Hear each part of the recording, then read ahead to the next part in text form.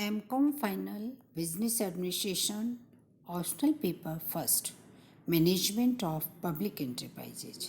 आज का हमारा टॉपिक है ऑब्जेक्टिव्स ऑफ पब्लिक एंटरप्राइजेज, लोक उपक्रमों के उद्देश्य। प्राय सभी देशों में लोक उद्योगों का महत्वपूर्ण स्थान होता है, किंतु विकासशील देशों में तो लोक उपक्रमों का महत्व और अधिक बढ़ जाता है, क्योंकि विकासशील देशों में लोक उपक्रम आर्थिक विकास में सहायता पहुंचाने का कार्य करते हैं। यदि हम भारत के संदर्भ में देखें तो भारत की विविध पंचवर्षीय योजनाओं में लोक उद्योगों की स्थापना एवं विस्तार पर विशेष ध्यान केंद्रित किया गया है। योजनाओं की सफलता के लिए लोक उपक्रमों की सहायता के बिना असंभव है। इसीलिए योजनाओं की सफलता के लिए लोक उपक्रम अपरिहार्य है। इसीलिए श्री गर्शन क्रोन ने लोक उद्योगों के उद्देश्य को स्पष्ट करते हुए कहा है कि विकासात्मक कार्यों को प्रारंभ करते समय जो देश जितना अधिक पिछड़ा हुआ होता है, उसे उतना ही अधिक सरकारी संरक्षण एवं सरकारी उपक्रमों के विस्तार की आवश्यकता होती है। यदि हम भारत के संदर्भ में देखें तो देश ने तेजी से आर्थिक विकास की नीति को अपनाया है। प्राय देखा गया है कि निजी उपक्रम सरकारी नीतियों को लागू करने में पूरा सहयोग नहीं दे रहे हैं, अतः सरकार ने ही स्वयं ही उद्योग स्थापित किए। इसके अतिरिक्त कल्याणकारी राज्य की भावना ने भी लोक उपक्रमों की स्थापना को प्रोत्साहित किया। अब हम लोक उपक्रमों के जो मुख्य उद्देश्य हैं उनमें सबसे पहला उद्देश्य आता है आधारभूत उद्योगों का विकास। आधारभूत उद्योगों की स्थापना से देश के आर्थिक विकास की नींव दृढ़ होती है। उन उद्योगों में पूंजी का विनियोजन बड़े पैमाने पर किया जाता है तथा लाभ भी दीर्घकाल के बाद मिलता है। इसी कारण निजी उद्योगपति ऐसे उद्योगों में रुचि नहीं लेते हैं। ऐसे उद्योगों में हम लोहा उद्योग, भारी इंजीनियरिंग उद्योग, जलपोत उद्योग, रसायन उद्योग को सम्मिलित करते हैं। इनका संचालन एवं नियंत्रण भी स्वयं सरकार करती है। दूसरा उद्देश्य आता है हमारा राष्ट्रीय सुरक्षा। राष्ट्रीय सुरक्षा संबंधी उद्योग सरकार अपने नियंत्रण में रखती है। इन उद्योगों को निजी उद्योगपतियों के भरोसे नहीं छोड़ा जा सकता है। इसको निजी उपक्रमों के भरोसे नहीं छोड़ने का कारण यह है कि निजी उद्योगपति लालचवश हल्के व घटिया औजार बना सकते हैं, जिससे युद्ध के समय मात खानी पड़ सकती है। तीसरा उद्देश्य आता है हमारा तीव्र गति से आर्थिक विकास करना। देश में आर्थिक विकास की गति को तीव्रता प्रदान करना भी लोक उपक्रमों का उद्देश्य है। लोक उपक्रमों के अभाव में हमें निजी उपक्रमों पर निर्भर रहना पड़ता है, जिससे विकास की गति उनकी इच्छानुसार चलती है, जो विकासशील देशों के हित में नहीं है। इसीलिए प्रोफेसर हेंसन का कहना है कि आर्थिक दृष्टि से उन्नति करने के इच्छुक देशों के समक्ष सार्वजनिक उपक्रमों का वृहद स्तर पर विस्तार करने के अतिरिक्त कोई दूसरा विकल्प नहीं है। नेक्स्ट उद्देश्य आता है हमारा चौथा, जनोपयोगी सेवाओं के लिए उपयुक्त। जनोपयोगी सेवाओं में जल, परिवहन, रोशनी, अस्पताल, शिक्षण संस्थाएं आदि सेवाओं को हम सम्मिलित करते हैं। ये ऐसे क्षेत्र हैं जिनमें लाभ की संभावना बहुत कम होती है। जब लाभ की संभावना नहीं रहती, तब निजी उद्योगपति ऐसे उपक्रमों में पूंजी लगाना पसंद नहीं करते हैं, किंतु ये ऐसी आवश्यक सेवाएं हैं जिनकी उपलब्धि जनहित में कराना आवश्यक होता है। अतः लोक उपक्रम न लाभ न हानि का दृष्टिकोण अपनाते हुए जनता की जनोपयोगी सेवाएं उपलब्ध करवाते हैं। नेक्स्ट उद्देश्य आता है हमारा धन एवं साधनों का संतुलित वितरण। निजी उद्योगों के कारण धन का केंद्रीकरण कुछ ही लोगों के हाथों में हो जाता है, जिससे आर्थिक व्यवस्था असंतुलित हो जाती है। निजी उद्योगपति केवल उन्हीं उद्योग धंधों में अपनी पूंजी विनियोजित करता है जिनमें लाभ की मात्रा अधिक होती है। उद्योगों के क्षेत्र में तो विकास तीव्र गति से हो जाता है, किंतु आधारभूत उद्योग पिछड़ जाते हैं। इसीलिए संतुलित औद्योगिक विकास के लिए लोक उपक्रम आवश्यक होते हैं, क्योंकि निजी उद्योगपति उपभोक्ताओं की वस्तुओं के उत्पादन में अधिक रुचि लेते हैं। नेक्स्ट आता है हमारा उद्देश्य आर्थिक सत्ता के केंद्रीकरण पर रोक। निजी उद्योगों पर प्रतिबंध लगाने के लिए ही लोक उपक्रमों की स्थापना की गई। आज बहुत से निजी उद्योगों पर सरकार का नियंत्रण हो गया है। इससे आर्थिक सत्ता के केंद्रीकरण पर रोक लगी है। नेक्स्ट आता है हमारा जोखिमपूर्ण परियोजनाओं का विकास करना भी लोक उपक्रमों का उद्देश्य है। लोक उपक्रम ऐसे जोखिमपूर्ण विपुल पूंजी वाले उद्योगों का संचालन करते हैं जिनका लाभ दीर्घकाल में मिलता है। देश के आर्थिक विकास के लिए ऐसे उद्योगों का होना परम आवश्यक है। ऐसे उद्योगों में लंबी अवधि तक हानि ही उठानी पड़ती है। उद्योगपतियों ऐसे जोखिमपूर्ण व पूंजीगत उद्योगों की स्थापना करना निजी उद्योगपतियों की क्षमता से परे है। इसका कारण यह है कि वे कम पूंजी वाले व शीघ्र लाभ वाले उद्योगों में ही पूंजी विनियोजित करते हैं। नेक्स्ट आता है हमारा राष्ट्र के साधनों का समुचित उपयोग।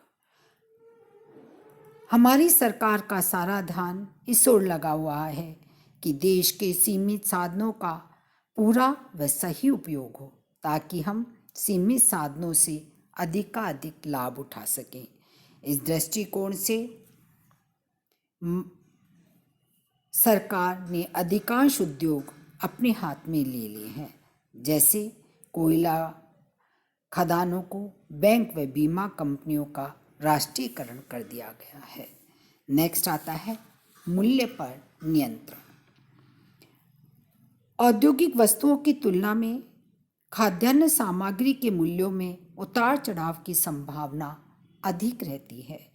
इससे कृषक व उपभोक्ता वर्ग दोनों को अधिक नुकसान उठाना पड़ता है।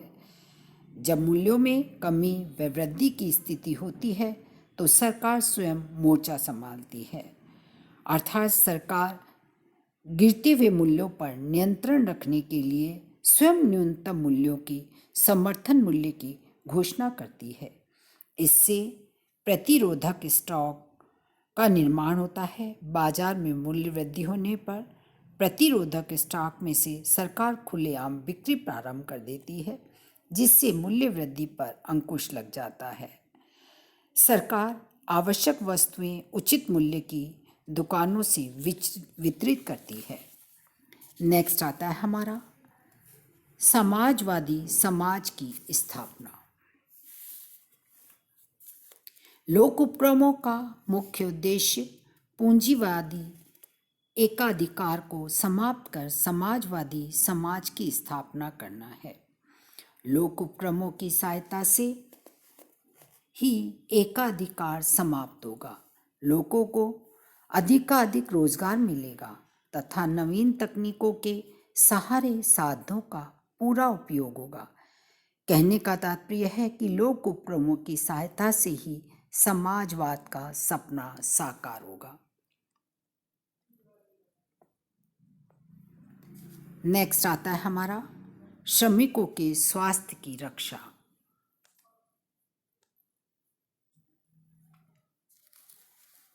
हमारे देश में निजी उद्योगपति श्रमिकों का शोषण करते हैं। उन्हें श्रमिकों के स्वास्थ्य के बारे में कोई चिंता नहीं रहती है। सरकार उनकी रोजी रोटी के चक्कर में उनके बारे में सोचती है। श्रमिक खनन उद्योग तथा रासायनिक उद्योग जैसे हानिकारक उद्योगों में कार्य करते हैं, जिससे वे जीवन पर्यंत जानलेवा बीमारियों से जूझते रहते हैं। इसके अतिरिक्त सरकार श्रमिकों के स्वास्थ्य की रक्षा, उनका अनिवार्य बीमा, कार्य की उचित दशाएं, अवकाश तथा श्रम कल्याण के अन्य कार्यक्रम संचालित कर आदर्श नियोक्ता का उदाहरण पेश करती है। इसी उद्देश्य को ध्यान में रखते हुए भारत सरकार ने हमारे देश में राज्य बीमा निगम की स्थापना की। नेक्स्ट आता है हमारा रोजगार में वृद्धि। हमारे देश की लगभग 30% से अधिक जनता गरीबी की रेखा के नीचे जीवन यापन करती है। इसका कारण यह है कि अधिकांश लोग बेरोजगार हैं। निजी क्षेत्र में काम करने वाले व्यक्तियों के सम्मुख हमेशा ये भय बना रहता है कि मालिक उन्हें कब नौकरी से हटा देगा या किसी कारणवश कारखाने बंद हो जाएंगे। श्रमिकों में व्याप्त इस भय को मिटाने के लिए भी सरकार ने काफ़ी मात्रा में उद्योगों की स्थापना की है, जिनसे बड़ी मात्रा में लोगों को रोजगार मिला है। नेक्स्ट हमारा आता है अर्थव्यवस्था पर नियंत्रण। अनेक उद्यम देश की अर्थव्यवस्था पर नियंत्रण रखने तथा समुचित आर्थिक विकास के लिए संसाधनों के अधिकतम उपयोग के लिए सरकार के नियंत्रण में लाए गए हैं। हमारे देश में बीमा व्यवसाय व देश के प्रमुख बैंकों का राष्ट्रीयकरण इसी उद्देश्य को लेकर किया गया है। इसी तरह से कृषि व उद्योगों की वित्तीय स्थिति सुधारने के लिए अनेक वित्त व विकास निगमों की स्थापना भी सरकारी क्षेत्र में की गई है। नेक्स्ट आता है नवीन तकनीक का विकास। हमारे देश में लोक उपक्रमों के माध्यम से नई नई तकनीकों का विकास हुआ है, जो निजी उपक्रमों के लिए काफ़ी महंगी व भारी पड़ती है। लोक उपक्रमों के परिणाम स्वरूप ही आज हमने विज्ञान के क्षेत्र में आशातीत प्रगति कर ली है। आज भारतीय नागरिक भी अंतरिक्ष तक पहुंचने में कामयाब हुआ है। नेक्स्ट आता है हमारा राष्ट्रीय आर्थिक साधनों में वृद्धि। हमारे देश ने नियोजित आर्थिक विकास की राह पर चलने का संकल्प किया है। इन योजनाओं को चलाने के लिए देश की आवश्यकता होती है। जैसे जैसे योजनाओं का आकार बढ़ता जाएगा, धन का अनुपात भी उसी अनुपात में बढ़ता चला जाएगा। यह धन सरकार ऋणों व करों के माध्यम से एकत्रित करती है। इसके अतिरिक्त तीसरा साधन लोक उपक्रम भी है। नेक्स्ट आता है हमारा उद्देश्य एक आदर्श नियोक्ता। लोक उपक्रमों की स्थापना का एक उद्देश्य यह भी है कि निजी उपक्रमों के समक्ष एक आदर्श रख सकें। श्रमिकों के लिए कार्य के घंटे निर्धारित करना, कार्य का वातावरण, मजदूरी, बोनस, मजदूरों को मिलने वाली सेवाएं, स्वास्थ्य की सुरक्षा, आवास, मनोरंजन के साधन, प्रोविडेंट फंड सेवा, निवृत्ति के पश्चात मिलने वाली पेंशन आदि सभी निजी क्षेत्रों के उपक्रमों के समक्ष आदर्श प्रस्तुत करना होता है। और भारत तो एक लोक कल्याणकारी राज्य है। नेक्स्ट आता है हमारा बड़े पैमाने के उद्योगों के लाभ। निजी उद्योगपति प्राय बड़े पैमाने के उद्योगों से होने वाले लाभों से वंचित रह जाते हैं, जबकि लोक उपक्रम यह लाभ प्राप्त कर लेते हैं। इसका कारण यह है कि उनके पास विपुल पूंजी, पर्याप्त तकनीक ज्ञान एवं आवश्यक साधन होते हैं, जिससे बड़े बड़े उद्योगों की स्थापना की जाती है। नेक्स्ट आता है हमारा सामाजिक, आर्थिक व सामरिक सुरक्षा। लोक उपक्रमों द्वारा निजी उपक्रमों की शोषणपूर्ण व एकाधिकारिक प्रवृत्तियों पर अंकुश लगाकर महत्वपूर्ण आर्थिक क्रियाओं को सरकारी क्षेत्र में लेने से अनेक महत्वपूर्ण वस्तुओं को उचित मूल्य पर प्राप्त किया जा सकता है। लोक उपक्रमों में लाभ का उद्देश्य गौण रहने के कारण जमाखोरी, मुनाफाखोरी, चोरबाजारी व मिलावट जैसी बुराइयों का कोई स्थान नहीं होता है। युद्ध में काम आने वाली सामग्री का उत्पादन भी लोक क्षेत्र में ही किया जाता है। इसीलिए लोक उपक्रम सामाजिक, आर्थिक व सामरिक तीनों प्रकार की सुविधाएं प्रदान करते हैं। नेक्स्ट आता है हमारा विदेशी व्यापार को प्रोत्साहन व संरक्षण। विदेशी व्यापार में वृद्धि करना भी लोक उपक्रमों का प्रमुख ध्येय है। विदेशी व्यापार में बहुत जोखिम रहती है। निजी उपक्रम ऐसी जोखिम उठाने का साहस नहीं कर पाते हैं। देश के आर्थिक विकास में विदेशी व्यापार का महत्वपूर्ण स्थान होता है। नेक्स्ट एंड लास्ट आता है हमारा उद्देश्य। अन्य उद्देश्यों में भारत में लोक उपक्रमों की स्थापना अधिकतम उत्पादन, पूर्ण रोजगार, न्यायपूर्ण वितरण व सामाजिक सुरक्षा की भावना को लेकर की गई थी। लोक उपक्रमों में अधिकतम व्यक्तियों के अधिकतम हित को ध्यान में रखा जाता है। लोक क्षेत्र में अर्जित लाभ का राष्ट्र के आर्थिक विकास में पुनर्विनियोजित किया जाता है। लोक उपक्रमों में लाभ के स्थान पर सेवा की भावना प्रबल रहती है, अर्थात लोक उपक्रम देश के आर्थिक विकास, लोक कल्याणकारी राज्य की अवधारणा को पूरा करने के उद्देश्य से स्थापित किए जाते हैं। नेक्स्ट वीडियो में हम पढ़ेंगे लोक उपक्रमों के लाभ। Thank you.